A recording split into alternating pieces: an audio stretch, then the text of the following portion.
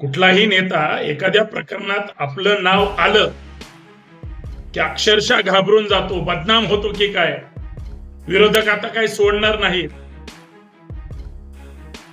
आणि मग मी ते केलंच नाही, माझा काही संबंध नाही, मला भेटायला आले म्हणजे माझे डायरेक्ट संबंध आहेत का, असं बोलून वेळ मारून नेतात. पण हेच राज्यकर्ते गुंडाला पक्षात प्रवेश देतात. हेच राज्यकर्ते वाईट गोष्टीला गप्प बसून पाठिंबा देतात. आणि हेच राज्यकर्ते एखाद्या गंभीर विषयात नाव आलं की लगेच क्लॅरिफिकेशन द्यायला, मीडियापासून पळायला किंवा लोकांपासून लपायला हे कमी करत नाहीत. आत्ताच ताजं उदाहरण घ्या ना, अजितदादा पवारांचं. जे अजित पवार, त्यांचा मुळशीचा तालुकाध्यक्ष राजेंद्र आगवणे पहिल्या सुनाला छळत होता, दुसऱ्या सुनेला सुद्धा हुंड्यासाठी किंवा तिच्या माहेराकडून गाडी घेऊन ये, पैसे आण, अजून हे आण ते आण, अक्षरशः सुनेच्या अंगावर हात टाकण्याची हिंमत. त्याचा वरदहस्त कोण होता? तो कुठल्या पक्षाचा कार्यकर्ता होता? अहो, तो मोठा बिल्डर पण आहे वाकड आणि पिंपरी चिंचवड परिसरातला. याच बिल्डर असलेल्या किंवा पक्षाचा तालुकाध्यक्ष असलेल्या या राजेंद्र आगवण्याचे आर्थिक हितसंबंध कुणासोबत आहेत? आर्थिक व्यवहार कुणासोबत आहेत? त्याच्या बिझनेसमध्ये किंवा इतर त्याच्या व्यवसायामध्ये पार्टनर कोण कोण आहेत? याची माहिती घेतली का? याची माहिती समोर आली तर जाऊ द्या. कसं असतं, एखाद्या दबणाऱ्या नसेवर जर बोट ठेवलं तर त्रास होत असतो आणि तो त्रास नेत्यांना व्हायला लागलेला आहे. अजितदादांनी धनंजय मुंडे वर इतकी टीका झाली, त्याच्यात अजित पवारांचा पक्ष होता, अजित पवारांचा तो माणूस नेता होता. त्याच धनंजय मुंडेंच्या वाल्मिक कराडकडून एका मसाजोगच्या सरपंचाचं अपहरण झालं, मारहाण झाली, हत्या झाली. अमानुष मानवी वृत्तीला काळीमा फासणारी गोष्ट ह्या सगळ्या लोकांनी केली. प्रचंड नाव आलं कुणाचं? धनंजय मुंडेचं. टीकाचं कुणावर झाली? अजित पवारांसहित सगळ्यांवर झाली. मला सांगा, 3-4 महिने महाराष्ट्रातली मीडिया, महाराष्ट्रातले सगळे राजकीय पुढारी, महाराष्ट्रातले सगळे सामाजिक कार्यकर्ते आणि उभा महाराष्ट्र सगळे दादांच्या भूमिकेकडे लक्ष देत होते. दादांनी गप्प बसून पाठिंबा दिला होता. मला राज्यकर्ते कशी भूमिका घेतात हे तुमच्या लक्षात आणून द्यायचंय. त्या प्रकरणात त्यावेळेस एक चकार शब्द सुद्धा दादाने काढलेला नव्हता. का काढला नसेल? कारण काय असेल? दादा आत्ताच का चिडले हगवणे प्रकरणामध्ये? का क्लॅरिफिकेशन द्यावं लागलं? दादा स्वतःच नाही, त्यांच्या सौभाग्यवती घरातल्याच खासदार सुनेत्रा वहिनी यांचे सुद्धा त्या आगवणेच्या परिवारासोबत किंवा त्या आगवणेची जी मुलगी आहे प्रियंका, जी छळत होती या दोन्ही भाऊजायांना, तिच्या त्या दुकानाच्या पार्लरच्या उद्घाटनाला त्या होत्या. म्हणजे ह्यांचे पारिवारिक संबंध होते. सहज कोणी कुणाला भेटत नसतं. बाप बडा ना भैया, सबसे बडा रुपया. कुठल्या नेत्यांनी गरीबासोबत मैत्री केलेली माहितीये का? दादानी कुठला गरीब मित्र आजपर्यंत दाखवलाय का? दादाच काय, देवा भाऊ काय, एकनाथ भाई काय, किंवा पवार साहेब काय, अजून उद्धव ठाकरे काय, राज ठाकरे काय, कुणाचेही गरीब मित्र आहेत का? अजिबात नसतात. श्रीमंताचे मित्र श्रीमंतच असतात. सगळ्या पक्षांबद्दल बोलतोय मी, कुणाबद्दल व्यक्तिगत टीका करत नाही.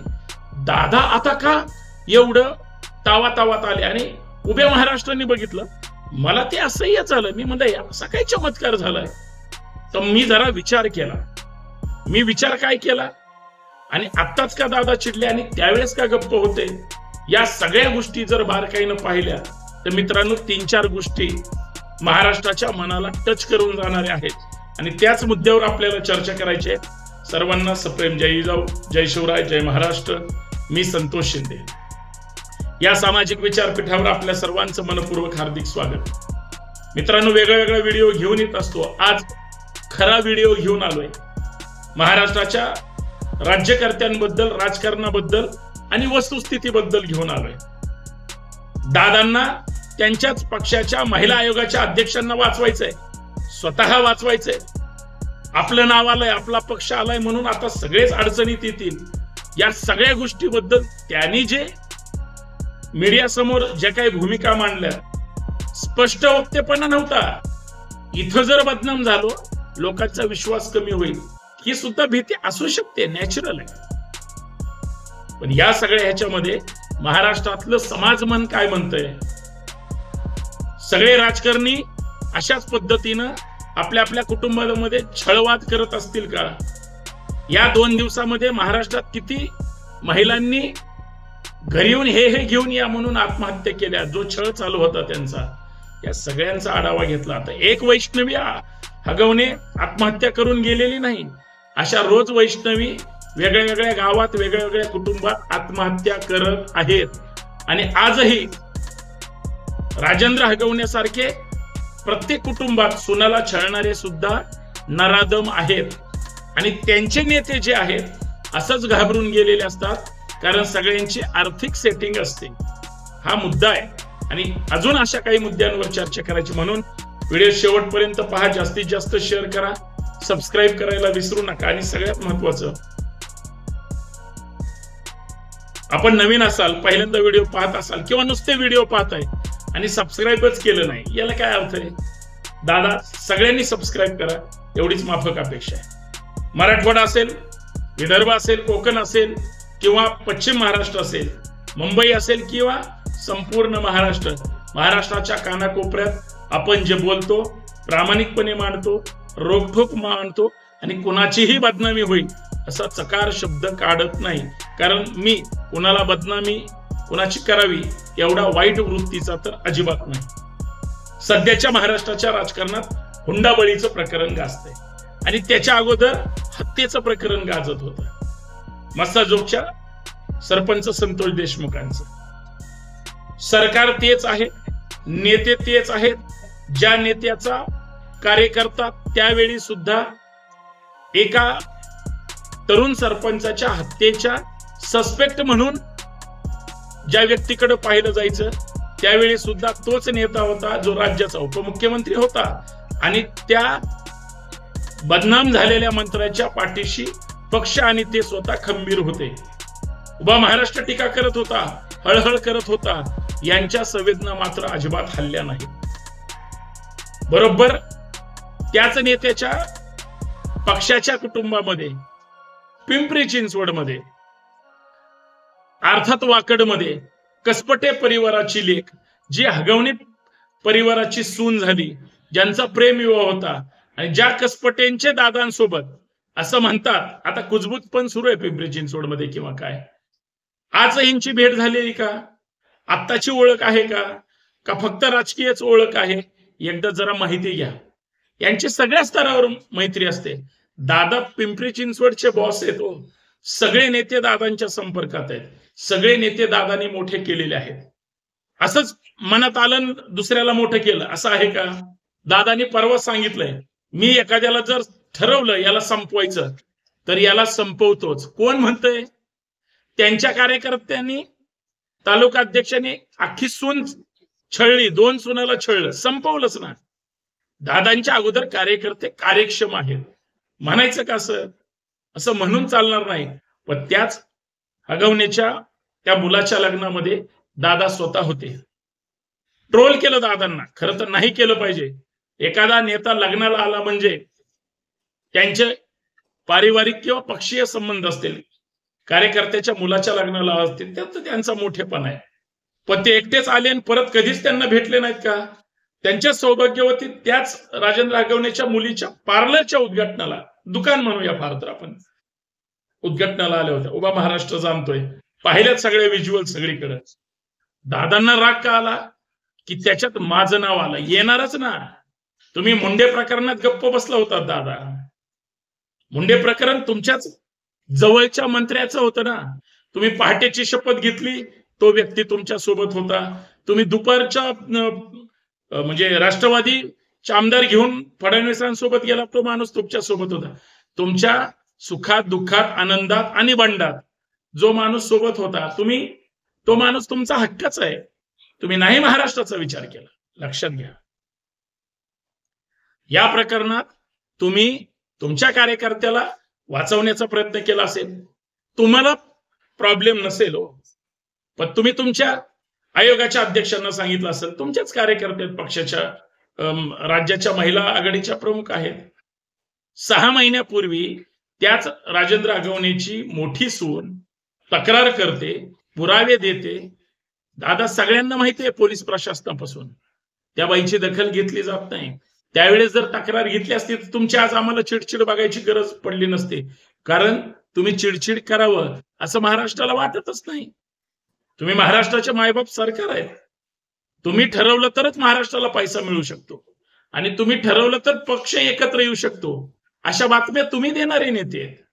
पण तुमच्याकडून हे असं घडलं किंवा असं कसं काय घडलं, हा महाराष्ट्र ज्यावेळेस विचार करतोय त्यावेळेस महाराष्ट्राचं मन सुद्धा सुन्न होतंय. म्हणून मी चर्चा करतोय दादा, म्हणून महाराष्ट्र चर्चा करतोय की दादा एवढे चिडले का, दादा एवढे बदनाम झाले असं का वाटतं. कारण एका तहान्या बाळाला सोडून एक आई ज्यावेळेस आत्महत्यासारखा प्रकार करते, तुमचा तालुकाध्यक्ष, तुमचा कार्यकर्ता किती निर्दयी असू शकतो. एका सुनाला नाही छळत, दुसऱ्या सुनाला पण छळतो. पहिलीला जसं छळतो तसं दुसरीला छळतो.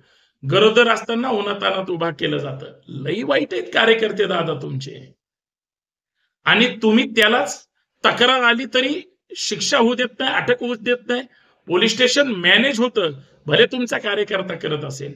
पत्रकार फक्त प्रश्न विचारतात हो. एखाद्या घरात दुर्घटना घडली आणि मग त्यांचं कुटुंब टीव्हीवर चर्चेला आलं. तुमच्या कार्यकर्त्या टीव्हीवर चर्चेला आल्यानंतर टीव्हीचा अँकर ज्या वेळेस बोलतो, त्या कसपटे परिवाराचे ते वैष्णवीचे आई वडील आले, बोलले. तुमच्या महिला नेत्यांचं आयोगाचे अध्यक्ष असं म्हणणं होतं, त्यांच्यानंतर डायरेक्ट मला बोलू दिलं पाहिजे, मला नाही बोलू दिलं. त्या जाहीर चर्चेतून निघून गेल्या क्षणात, सेकंदात. बोलू कुणाला दिलं? विरोधी पक्षाच्या, तुम्ही ज्या पक्ष फोडून बाहेर पडलात त्या पवार गटाच्या त्या महिला आघाडीच्याच अध्यक्ष होत्या. त्यांना फक्त नाव घेऊन संधी देईपर्यंत तुमच्या नेत्यांचा कॅमेरा बंद झाला. कशासाठी? का चर्चेतून निवडून घेऊन गेला. आज सगळे नेते बाप आहेत, सासरे आहेत, लक्षात घ्या, पालक आहेत, काका आहेत, पुतण्या आहेत, सगळंच आहे ना. तुम्हाला ते दुःख समजणं गरजेचं वाटतं, परंतु ते समजलेलं नाही. आणि मग तुम्हाला इकडं एक नेता वाचवायचा, इकडं एक महिला नेता सुद्धा वाचवायचा आहे. विरोधक तर राजीनामा मागतायत, तुमच्या पक्षाचे पण नेते राजीनामा मागतायत. 2-2 गट निर्माण झालेत. हे असं कधी होतं? हे असं महाराष्ट्रात चुकीचं राज्यकर्त्याकडून घडलं ना, हे असं सगळं होतं. मित्रांनो, मला आतापर्यंत मी जे काय बोलले, मला दादांबद्दल काही नाही. दादांनी महाराष्ट्रासमोर येऊन जो राग केला, त्याच्यामुळे माझं बोलणं क्रमपात्र होतं की असा का राग येतो राज्यकर्त्यांना. बाकीचे नेते का गप्प बसलेत? माननीय मुख्यमंत्री गप्प आहेत, माननीय दुसरे उपमुख्यमंत्री जे महाराष्ट्राचे पूर्व मुख्यमंत्री होते ते पण गप्प आहेत. यांच्यावर का आलं? काहीतरी विचार करा. एक स्त्री गेली हो, महिला अत्याचाराच्या अनाभाकात तुम्ही देणार, तुम्ही सांगणार आम्ही कायदे करू. तुम्हाला रागवायचा अधिकार नाही दादा. दादा नाही, भाऊ नाही, भाई नाही, कुणी रागवायचं नाही. तुम्हाला लोकांचं ऐकूनच घ्यावं लागेल. त्याचं कारण असं आहे, महिला अत्याचारावर तुम्ही निवडणुकांच्या अगोदर किंवा जाहीर सभेमध्ये गप्पा हाणता. कायदे कडक करता का? हुंडाबंदीचा कायदा आहे. आणि तुमचा पदाधिकारी, तुम्ही जर राजेंद्र आगवणेंना महिला आयोगाचा अध्यक्ष केलं असतं किंवा एखादं घटनात्मक पद दिलं असतं, कसलं लुटलं असतं हो त्यांनी. कल्पना करा फक्त मी काय सांगतोय ते. याचा अर्थ भीती आहे ना महाराष्ट्राला. तुम्ही कुणावर विश्वास ठेवताय ते? तुम्ही चिडायची गरज काय? लोक म्हणणार आहेत तुम्हाला जमत नसेल तर तुमच्या लोकांनी राजीनामा दिला पाहिजे. लोकांना अपेक्षा आहे की हे सगळं घडत असताना काही गप्प आहेत आणि हे उद्विग्न आहेत, कारण तुमची लोक चुकीचे वागलेत दादा. आणि चुकीचं वागल्यावर रागवायचं नसतं, कार्यकर्त्याला खड्यासारखं बाजूला काढायचं असतं. ते तुम्ही काढाल हो, एकाला काढाल, बाकीच्यांना काढाल, पण हे सारखं घडत असेल तर काय? महाराष्ट्र बघतोय हे सगळं. मलाच वाटलं या विषयावर बोलावं. मित्रांनो, माझ्याकडून काही शब्द इकडे तिकडे गेला असेल तर तो गोड मानून घ्या. मला काय कुणाविषयी टीका करायची नाही, मी टीका करणारा माणूस पण नाही. आणि दादावर तर अजिबात नाही. का? दादाचेच कार्यकर्ते दादाच्या नशिबाला असे भेटलेत. आपण काय टीका करायची गरज आहे? आहे ना महाराष्ट्र टीका करायला. आपण फक्त ते काय एवढे चिडलेत हेच महाराष्ट्रासमोर आणून द्यायचं होतं. बाबा हो, तुम्ही कायदे करू शकत नसाल, तुम्ही महिलांचं सुरक्षा करू शकत नसाल, तुम्ही फक्त पैसे देऊन लाडक्या बहिणी म्हणून मतं मिळवू शकता, पण त्या लाडक्या बहिणीचं संरक्षण तुम्ही करू शकत नाही, हे सिद्ध झालंय. एवढंच मला शेवटच्या या 2 सेकंदात सांगायचं होतं. त्याच्यासाठी एवढं मी बोललेलो आहे. बाकी ज्यांनी त्यांनी आपली आपली काळजी घ्यायची आणि सरकारच्या आदेशाकडे आणि नेत्यांच्या तोंडाकडे फक्त बघत राहायचं. हे कशा आविर्भावानं चिडतात, हसतात, दुसऱ्याची टीका करतात, दुसऱ्याच्या मागे ईडी सीबीआय लावून त्यांची जिरवतात आणि आपले पक्ष त्यांचे कार्यकर्ते पळवून आणून फुगवत बसतात. बघत बसा. धन्यवाद. कसं वाटलंय? मी जे बोललोय खरं आहे की खोटं आहे? मला नक्की प्रतिक्रिया द्या, कमेंट करून सांगा, शेअर करा, सबस्क्राईब करा. धन्यवाद. जय शिवराय.